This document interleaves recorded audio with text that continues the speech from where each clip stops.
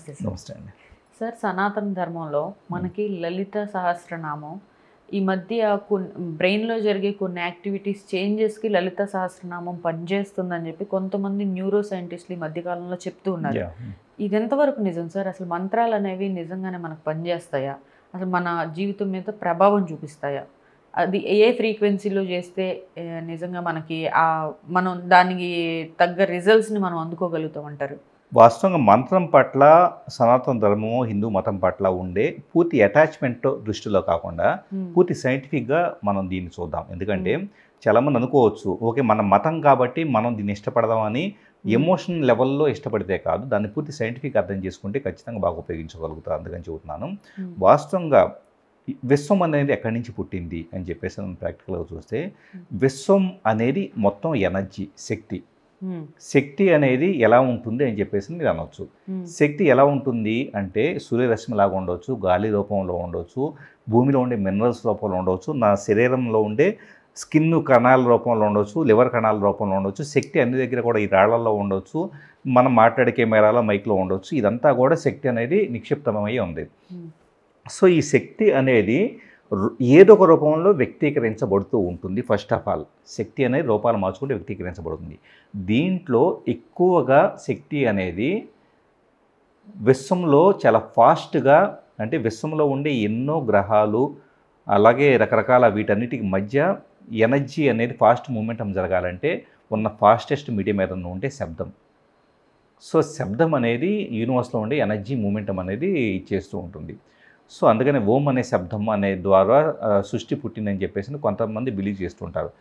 ఏమవుతుందంటే శబ్దం ఏం చేస్తుంది, నీళ్ళనే తీసుకోండి, శబ్దం ఉన్నప్పుడు ఇలా వైబ్రేట్ అవుతూ ఉంటుంది, నీళ్ళ మీద అలలు వస్తాయి చూసారా, ఇదంతా కూడా ఆ వైబ్రేషన్స్ అంతా కూడా ఫ్రీక్వెన్సీ అనేది ఏ ఫ్రీక్వెన్సీ ఉంటుందో ఆ ఫ్రీక్వెన్సీ తగ్గట్టుగా తరంగం అనేది ఎంత ఉండాలా ఎంత ఉండాలా అన్నదంతా కూడా ఆ మూమెంటము గ్రావిటేషన్ ఫోర్స్ని బట్టి ఆధారపడి ఉంటుంది. సో ఇది కరెక్ట్గా అర్థం చేసుకుంటే శబ్దం అనేది ఎనర్జీ యొక్క ఒక రూపం, అంతే కదా. ఎనర్జీ ఒక రూపం అయితే మరి ఆ శబ్దంలో ఎలాంటి ఎనర్జీ నిక్షిప్తం చేయాలి అంటే, ఎనర్జీలో ఒక మనిషి యొక్క ఎనర్జీలో కోపము, ద్వేషము, సంతోషము, దుఃఖము, ఒంటరితనము, లేకపోతే కనుక గ్రాటిట్యూడ్, కృతజ్ఞతాభావం, ఇలాగా మంచివి చెడువి చాలా ఎమోషన్స్ ఉంటాయి అనుకోండి. సో దీంట్లో కింద మూలాధార తగ్గించి మూలాధార, స్వాధిష్టాన, మణిపూరక ఈ 3 చక్రాస్లో ఎక్కువగా వచ్చేటప్పుడు నెగిటివ్ ఎమోషన్స్ ఉంటాయి. అవి ఎక్కువగా బ్లాకేజ్ అయితే ఎక్కువ నెగిటివ్ ఎమోషన్స్ ఉంటాయి. ఏంటి, భయం కావచ్చు, ఇలాంటివన్నీ కూడా.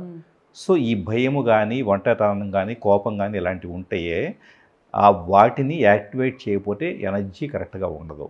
అందుకోసం ఏం చేస్తారు, కొన్ని శబ్దాలను పక్కన చేర్చి, ఈ శబ్దం అనేది ఏం చేస్తుంది, నేను మాట్లాడేటప్పుడు ఎక్కడి నుంచి వస్తుంది, నా ఊపిరితిత్తుల్లో అట్టడుగు భాగం దగ్గర నుంచేసి అప్పర్ రెస్పిరేటరీ సిస్టమ్ దగ్గర నుంచి కంఠం దాకా వచ్చి, కంఠం దగ్గర నుంచి స్ప్లిట్ అయిపోయేసి ఒక శబ్దం రూపంలో కంచాలు రకరకాలు అంటారు మనం మాట్లాడే వీటిని పదాలను బేస్ చేసుకొని.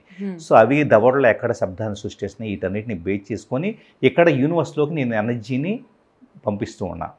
ఏం చేస్తున్నాను, నా లోపల ఉన్న శక్తిని నా ఇంటెన్షన్తో, ఏం ఇంటెన్షను, నేను ప్రేమతో మాట్లాడితే నా శక్తి వచ్చి ప్రేమ అనే ఇంటెన్షన్ యాడ్ చేసుకొని నా మాటల్లో ప్రేమతత్వం అనేది కలుపుకొని వచ్చి బయటికి వెదజల్లుతున్నా. ఎదురు ఏ వ్యక్తి ఉంటే ఆ వ్యక్తితో నేనేం చేస్తున్నాను, ఫస్ట్ నా ఎనర్జీ, దానికి ఇంటెన్షన్ అని చెప్పేసి ఒక ఎడిషనల్ ఎమోషన్ యాడ్ చేసి, ఈ రెండు కలిసి నా ఎనర్జీ మొత్తాన్ని నా మూలాధార దగ్గర నుంచి చేసి పూర్తిగా ఎనర్జీ మొత్తాన్ని తీసుకొచ్చేసి నేను యూనివర్స్లోకి వెదజల్లుతున్నాను. ఇప్పుడు ఏమైంది, నా శక్తి, నా ఫ్రీక్వెన్సీని మీరు రిసీవ్ చేసుకున్న విన్న వ్యక్తి నా పట్ల ప్రేమతో ఉండొచ్చు. ఓహో, ఓకే.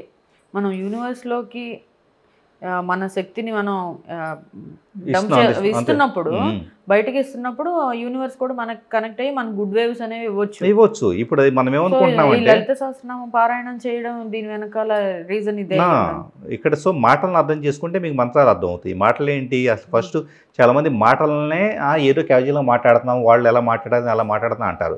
వాళ్ళు లోయర్ ఎనర్జీలో మాట్లాడారు అనుకోండి, వాళ్ళు కోపంలో మాట్లాడారు అనుకోండి. ఇప్పుడు మనం ఏం చేస్తున్నాము, ఏ స్వాధిష్టాన చక్రాలను కోపం అనే దాన్ని, కోపం అనే ఎమోషన్ ఒక ఫ్రీక్వెన్సీ లాగా మార్చుకొని కోపం అనే ఫ్రీక్వెన్సీని శబ్ద రూపంలో బయటకు తీసుకొచ్చేసి మళ్ళీ గాలిలోకి వదిలేసేసి వాళ్ళకి వినేలాగా చేస్తున్నాం. ఒక కోపం అది చేసాం అనుకోండి. ఇప్పుడు ఏమైంది, నేను ఉదాహరణ కోపం అనేది ఒక 47 హెడ్స్ అనే ఫ్రీక్వెన్సీ అనుకోండి. 47 హెడ్స్ అనే ఫ్రీక్వెన్సీలోకి నేను బయటకి శబ్దాన్ని పంపించగానే ఎదుట ఉన్న మనిషిలో అతని శరీరంలో అతని బాడీ వెంటనే రెజినేట్ అయిపోయి అప్పటిదాకా 500 హెడ్స్ ఉండేది కాస్త 47 దిగిపోయింది. దిగిపోయి అతను కూడా మళ్ళీ కోపంగా రెస్పాండ్ అవుతాడు. అంటే నేను ఏ శబ్దాన్ని బయటకు పంపించాను ఆ శబ్దం నాకు ఆటోమేటిక్గా రివర్స్ అనేది వచ్చేసేస్తుంది. సో ఆ లెవెల్ కాపు వస్తుంది. అందుకని పీపుల్ గొడవ పడుతూ ఉంటారు. సో మాట అనేది ఎలా శబ్దమో ఎలా ఫ్రీక్వెన్సీనో ఎలాగా సంతోషాన్నో ప్రేమనో లేకపోతే కోపాన్నో బయటకు తీసుకురాగలుగుతుందో సేమ్ మంత్రం కూడా అంతే.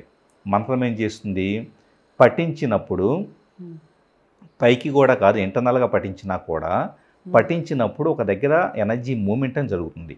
మీరు చూడండి ఏదైనా కూడా బీజాక్షరాలు తీసుకున్నా కానీ ఎం వం రమ్ము ఇలాంటివి తీసుకున్నా కానీ ఎక్కడ మీకు శబ్దం కదలిక జరుగుతుందో మీరు చూస్తే, అలాగే కొన్ని పాటలు తీసుకోండి. చిన్న ఎగ్జాంపుల్, ఇద్దరు ఒక 20 ఏళ్ల వయసున్న ఒక కాలేజీకి వెళ్ళే అమ్మాయిని ఒక పాట పాడమని 50 ఏళ్ళు 60 ఏళ్ళ వయసు ఉన్న ఇంకొక పెద్ద ఆవిడనే పాడమని చెప్పేసానంటే ఈ ఇద్దరు పాడే పాటల్లో మీరు వచ్చేటప్పుడు ఒకటే పాట, ఒకళ్ళదే హార్ట్ చక్ర అనాహత చక్ర నుంచి ఉంటుంది.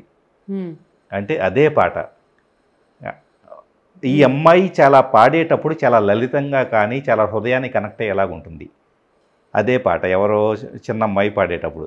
పెద్దవాడు పాడేటప్పుడు ఏమైంది, అదే పాట వచ్చేటప్పటికి చాలా ఫిలసాఫికల్గా యూనివర్స్ కనెక్ట్ అయ్యేలాగా ఉంటుంది. పూర్తిగా దాంట్లో వచ్చేటప్పుడు ఆధ్యాత్మిక కోణం కనపడిద్ది.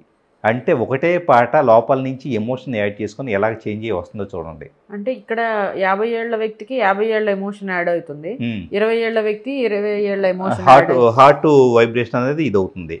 అంటే వాళ్ళు ఉన్న స్థాయిని బట్టి వాళ్ళ యొక్క మానసిక పురోగతిని బేస్ చేసుకొని ఆటోమేటిక్గా ఈ డిఫరెంట్ ఎమోషన్స్ వస్తూ ఉంటాయి. అంటే శబ్దం యొక్క డిఫరెన్స్ గమనించుకుంటా పోతే ఇంత తేడా ఉంటుంది. అయితే వీళ్ళు సింగర్స్ కి ఇవన్నీ బాగా తెలుస్తాయేమో.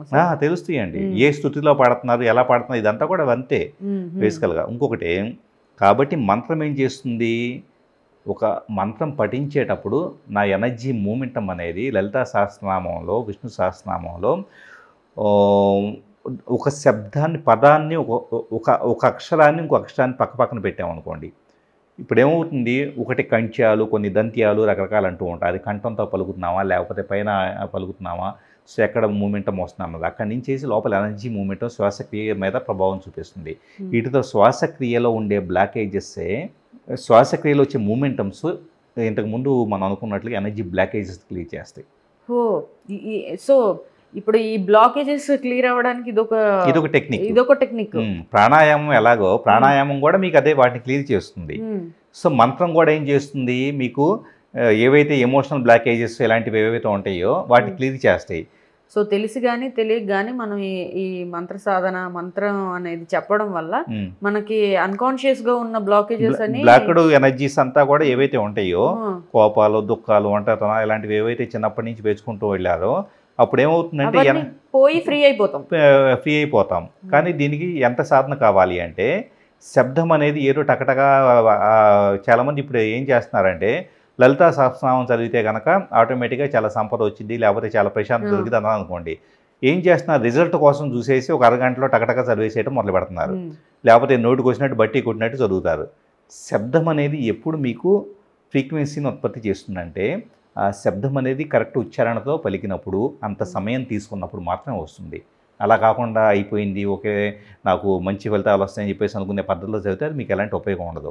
జస్ట్ ఏదో ఇందాక మనం అనుకున్నట్టుగా స్వేచ్ఛ లేకుండా ఏదో చేయమన్నారు ఒక రొటీన్లో పరిగెట్టడం వల్ల యూజ్ ఉండదు. కానీ దీన్ని అర్థం చేసుకొని దాని మీనింగ్ కూడా అర్థం చేసుకుంటే మనం ఇంకా కనెక్ట్ అవుతాం. ప్రతి శబ్దాన్ని మీకు ఏమవుతుందంటే తెలుగు అక్షరాల్లోనే కొమ్ములు ఒత్తులు ఇలాంటివి ఉంటాయి కదా, అక్కడ ఎక్కడ స్ట్రెచ్ చేయాలి ఎక్కడ ఒత్తిడి పెట్టాలి అన్నదే ఫాలో అవుతూ ఇక్కడ వీటిలో క్లిష్టమైన పదాలు ఉంటాయి. మీరు గమనిస్తే క్లిష్టమైన పదాలను ఏం చేస్తా అంటే చాలామంది మింగేసి మాకు రావు కదా స్పష్టత లేదు కదా అని చెప్పేసి వదిలేసి చదువుతారు.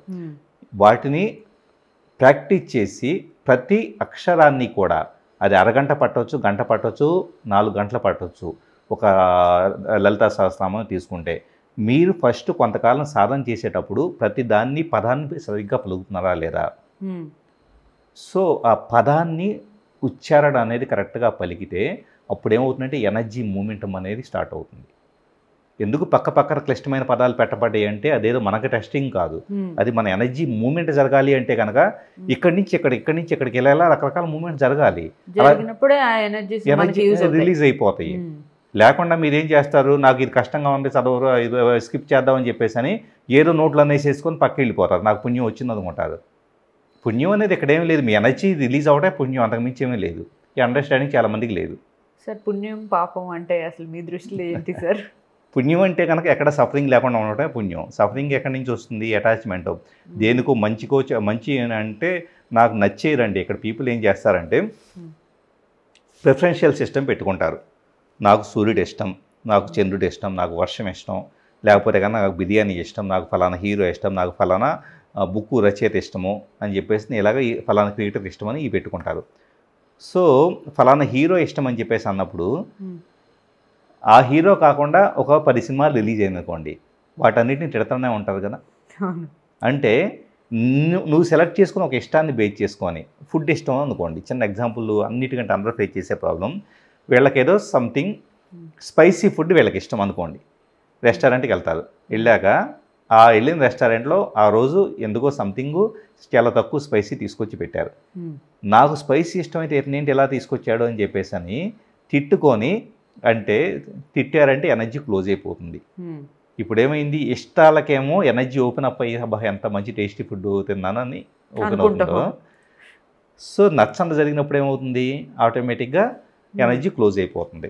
సో ఇది డోర్ ఓపెన్ చేసి డోర్ తీసినంత ఈజీగా ఎనర్జీ ఓపెన్ క్లోజ్ అవుతూ ఉంటుంది హ్యూమన్ బీయింగ్లో. 99% వచ్చేటప్పటికి మీరు అయిష్టమైనవే ఉంటాయి మీ చుట్టూ. 1% మీకు ఇష్టమైనవి ఉంటాయి. మీరు మొత్తం పెన్ను పేపర్ తీసుకుని ఎవరన్నా కూర్చొని రాయముంటే జస్ట్ 1% మీకు ఇష్టమైనవి ఉంటాయి. ఈ 1% కోసం 99% వాడితో ఫైట్ చేస్తా జీవితాంతం మీరు చేస్తున్నారంటే అది సఫరింగ్ కాకేమవుతుంది? అంటే మీరేం చేస్తున్నారు, మీకు నచ్చని ఫుడ్ దొరికితే తిడుతున్నారు, మీకు వర్షం ఇష్టమైతే కనుక ఎండ వస్తుంటే ఎండని తిడుతున్నారు, ఎండ అంటున్నారు. సో ఇలా ప్రతిదీ కూడా మీరు తిట్టుకునే స్టేజ్లో ఉంటే మీ ఎనర్జీ క్లోజ్ అయిపోతున్నప్పుడు ఎనర్జీ బ్లాకేజెస్ జబ్బులు రాకుండా ఇంకేం చేస్తాయి? సో ఇది వచ్చేటప్పటికే ఇది పాపం. ఏం పాపం? ఎనర్జీని క్లోజ్ చేసుకోవడం పాపం, ఎనర్జీని ఎక్స్పాండ్ చేయడం పుణ్యం. మనకే ఎవరికో కాదు, మనం ఏదో ఎవరినో ఏదో అనేస్తే అది మనకే వచ్చేస్తుంది, మనం పాపం చేసినట్టు వాళ్ళ పట్ల అన్నట్టుగా చెప్తారు. కానీ మనం తిడితే మనకే తగులుతుంది అది ఖచ్చితంగా. ఓకే, సో చాలా విషయాలు తెలుసుకున్నాం sir. Thank you so much.